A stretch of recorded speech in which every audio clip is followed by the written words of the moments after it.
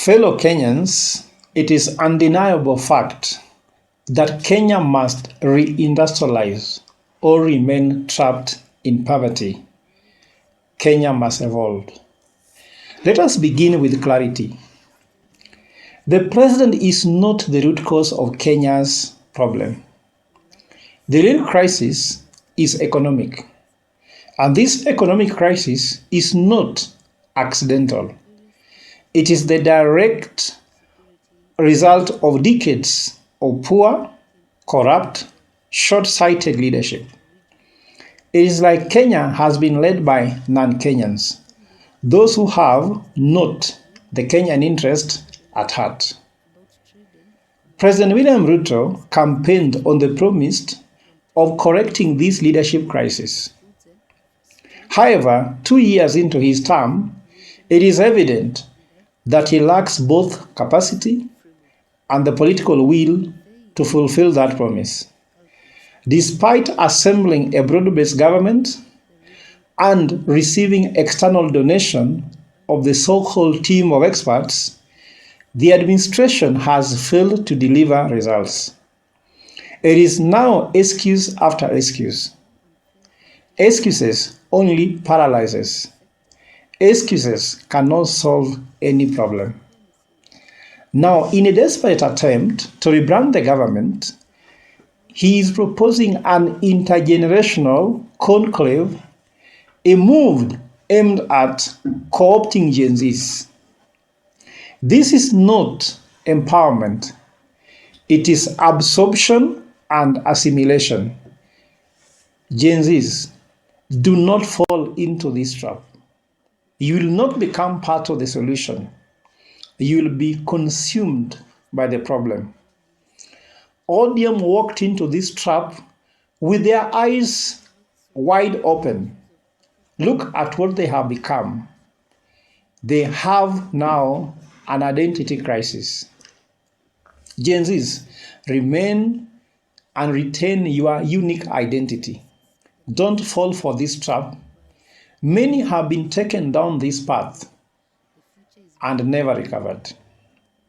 This is a familiar strategy. We have seen it in both politics and corporate boardrooms. In the first year, blame your predecessor. In the second year, blame the economy. In the third year, blame your staff. By the fourth year, blame the people themselves. In the fifth year, when all else fails, claim sabotage by the foreign forces or opposition actors and ask for another term.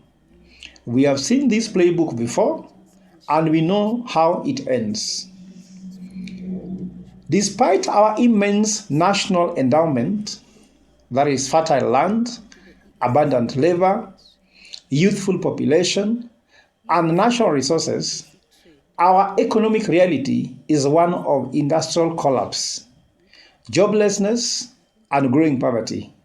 This is not due to global market forces. It is the result of sustained, deliberate economic sabotage. Between the 1970s and the 1990s, Kenya's manufacturing sector contributed up to 13% of our GDP. Today, it contributes less than 7%. That is not just decline, it is collapse.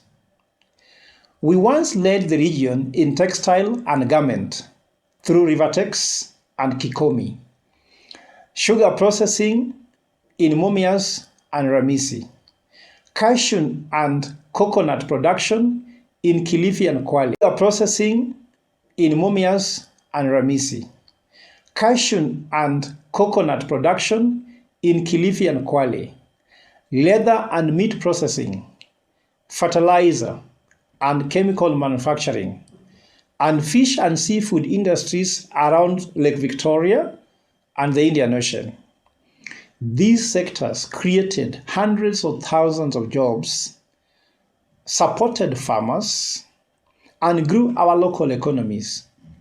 Today, most of them have been looted, privatized, and left to rot by the political elites. This collapse was engineered. We have seen the flooding of cheap imports while local industries are strangled.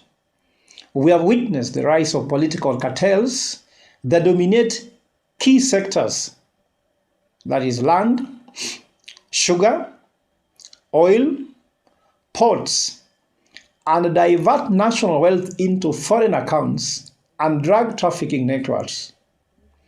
Our youths, full of skills and potential, are left unemployed, depressed, or recruited into crime and extremism. Yet, despite this destruction, Kenya still has hope. As Team Evolve, we believe Kenya must evolve. We still possess 7.4 million hectares of arable land.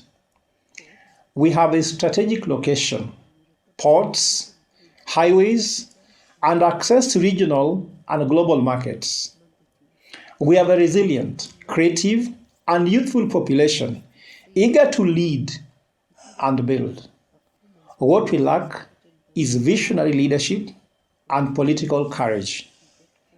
We say, enough is enough. Kenya must evolve. We call for transition government that will help Kenya to evolve. Kenya of charity from a Kenya to a Kenya of production. Evolve from Kenya run by cartels to Kenya run by constitutionalism. We reject a Kenya where youths are ignored while corrupt elites enrich themselves. For Kenya to evolve, the transitional government must be in place to execute the following. 1. Immediate audit and revival of all collapsed public industries. 2.